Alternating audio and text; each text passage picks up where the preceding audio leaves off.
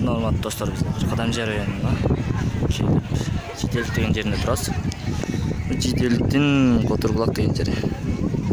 Бул жерде мына көлдөн жуунуп келишип, көлгө түшүп. Ушундай дарылык касиети бар. Котурбулакка келип чайканышат. Тунук, таза суу. Эле салуучулардын саны абдан көп. Өзүңүздөр байкап турасыздар.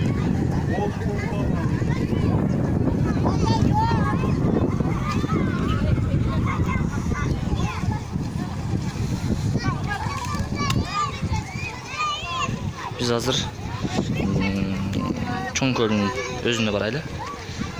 Ошол жактан сиздер менен дагы да кененирээк байланыштырабыз. Мына баратабыз.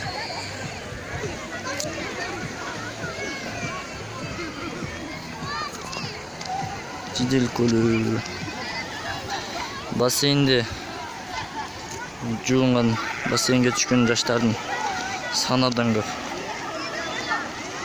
Анткени бассейн коопсуз, чөгүп кетем деген ойдо жок болот.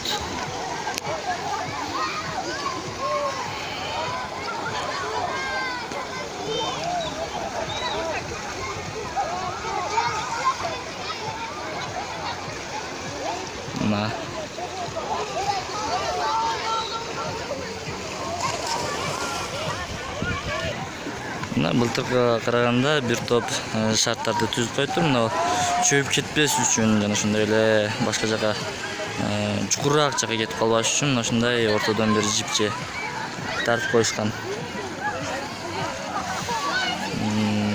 Мына эс алуучулардын маанайы абдан сонун.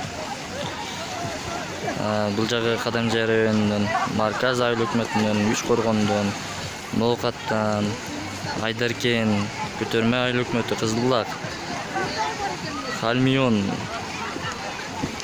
Актурпак дегенде эле баарыңыздар билсеңиздер керек, Баткендин